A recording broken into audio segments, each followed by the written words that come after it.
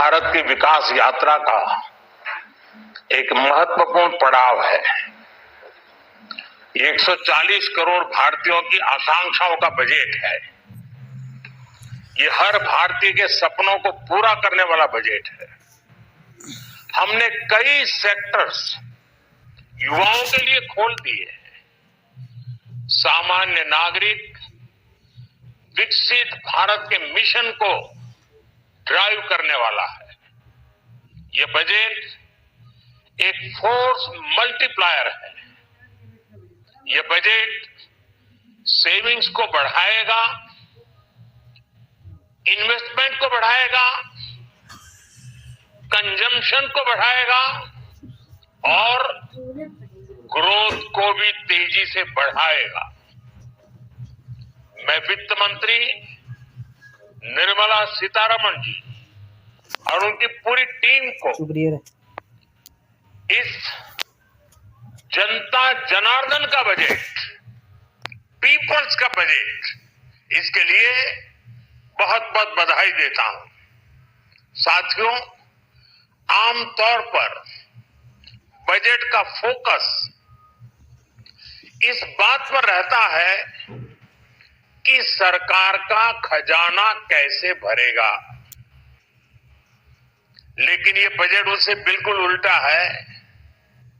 लेकिन ये बजट देश के नागरिकों की जेब कैसे भरेगी, देश के नागरिकों की बचत कैसे बढ़ेगी और देश के नागरिक विकास के भागीदार कैसे बनेंगे, ये बजट इसकी एक बहुत मजबूत नींव रखता है।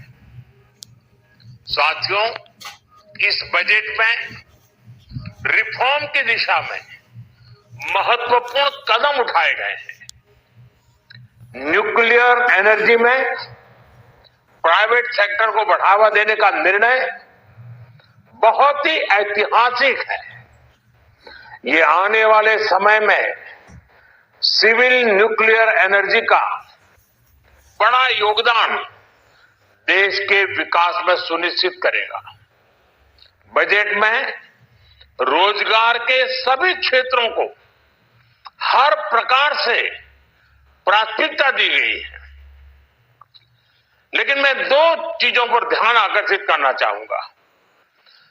उन रिफॉर्म्स की मैं चर्चा करना चाहूंगा जो आने वाले समय में बहुत बड़ा परिवर्तन लाने वाले हैं। एक, इंफ्रास्ट्रक्चर स्टेटस देने के कारण भारत में बड़े शिप्स के निर्माण को बढ़ावा मिलेगा। आत्मनिर्भर भारत अभियान को गति मिलेगी और हम सब जानते हैं कि शिप बिल्डिंग ये सर्वाधिक रोजगार देने वाला क्षेत्र है। उसी प्रकार से देश में टूरिज्म के लिए बहुत संभावना है। महत्वपूर्ण 50 टूरिस्ट डेस्टिनेशन, वहां पर जो होटल्स बनाएंगे, उस होटल को पहली बार इंफ्रास्ट्रक्चर के दायरे में लाकर टूरिज्म पर बहुत बल दिया है। इससे हॉस्पिटैलिटी सेक्टर को, जो रोजगार का बहुत बड़ा क्षेत्र है, और टूरिज्म जो रोजगार का सबसे बड़ा क्षेत्र है, एक प्रकार से चारों तरफ रोजगार के अवसर पैदा करने वाला एक क्षेत्र को ऊर्जा देने वाला काम करेगा। आज देश विकास भी, विरासत भी इस मंत्र को लेकर चल रहा है। इस बजट में भी इसके लिए भी बहुत महत्वपूर्ण और ठोस कदम उठाए गए हैं। 1 करोड़ पांडुलिपियों के लिए, संरक्षण के लिए, मैन्युस्क्रिप्ट के लिए ज्ञान भारतम मिशन लॉन्च किया गया है। साथ ही भारतीय ज्ञान परंपरा से प्रेरित एक नेशनल डिजिटल रिपोजिटरी बनाई जाएगी। यानी टेक्नोलॉजी का भरपूर उपयोग किया जाएगा और हमारा जो परंपरागत ज्ञान है उसमें से अमृत निचोड़ने का भी काम होगा। साथियों, बजट में किसानों के लिए जो घोषणा हुई है वो कृषि क्षेत्र और समूची ग्रामीण अर्थव्यवस्था में नई क्रांति का आधार बनेगी। पीएम धन धान्य कृषि योजना के तहत 100 जिलों में सिंचाई और इंफ्रास्ट्रक्चर का डेवलपमेंट होगा। किसान क्रेडिट कार्ड की लिमिट 5 लाख तक होने से उन्हें ज्यादा मदद मिलेगी। साथियों, अब इस बजट में 12 लाख रुपए तक की आय को टैक्स से मुक्त कर दिया गया है। सभी आय वर्ग के लोगों के लिए टैक्स में भी कमी की गई है। इसका बहुत बड़ा फायदा हमारे मिडिल क्लास को, नौकरी पेशे करने वाले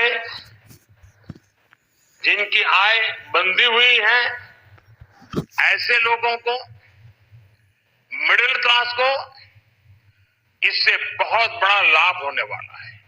उसी प्रकार से जो नए नए प्रोफेशन में आए हैं, जिनको नए नए जॉब मिले हैं, इनकम टैक्स की ये मुक्ति उनके लिए एक बहुत बड़ा अवसर बन जाएगी। साथियों, इस बजट में मैन्युफैक्चरिंग पर 360 डिग्री फोकस है ताकि एंटरप्रेन्योर्स को, एमएसएमईज को, छोटे उद्यमियों को मजबूती मिले और नई जॉब पैदा हो। नेशनल मैन्युफैक्चरिंग मिशन से लेकर clean tech, leather, footwear, toy industry जैसे अनेक सेक्टर्स को विशेष समर्थन दिया गया है। लक्ष्य साफ है कि भारतीय प्रोडक्ट्स ग्लोबल मार्केट में अपनी चमक बिखेर सके। साथियों, राज्यों में इन्वेस्टमेंट का एक वाइब्रेंट कॉम्पिटिटिव माहौल बने, इस पर बजट में विशेष जोर दिया गया है। एमएसएमईज और स्टार्टअप के लिए क्रेडिट गारंटी को 2 गुना करने की घोषणा भी हुई है। देश के एससी, एसटी और महिला जो नए उद्यमी बनना चाहते हैं, उनको 2 करोड़ रुपए तक के लोन की योजना भी लाई गई है और वो भी बिना गारंटी। इस बजट में न्यू एज इकोनॉमी को ध्यान में रखते हुए गिग वर्कर्स के लिए बहुत बड़ी घोषणा की गई है। पहली बार गिग वर्कर्स का ई श्रम पोर्टल पर रजिस्ट्रेशन किया जाएगा। इसके बाद इन साथियों को स्वास्थ्य सेवा और दूसरी सोशल सिक्योरिटी स्कीम्स का लाभ मिलेगा।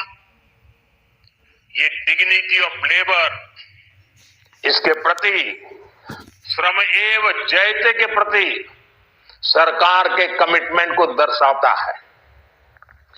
रेगुलेटरी रिफॉर्म से लेकर फाइनेंशियल रिफॉर्म्स, जन विश्वास 2.0 जैसे कदमों से मिनिमम गवर्नमेंट और ट्रस्ट बेस्ड गवर्नेंस के हमारे कमिटमेंट को और बल मिलेगा। साथियों, ये बजट न केवल देश की वर्तमान आवश्यकताओं को ध्यान में रखता है, बल्कि हमें भविष्य की तैयारी करने में भी मदद करता है। स्टार्टअप के लिए deep tech fund, geospatial mission और न्यूक्लियर एनर्जी मिशन ऐसे ही महत्वपूर्ण कदम है। मैं सभी देशवासियों को एक बार फिर इस ऐतिहासिक पीपल्स बजट की बधाई देता हूं और फिर एक बार वित्त मंत्री जी को भी बहुत बहुत बधाई देता हूं। बहुत बहुत धन्यवाद।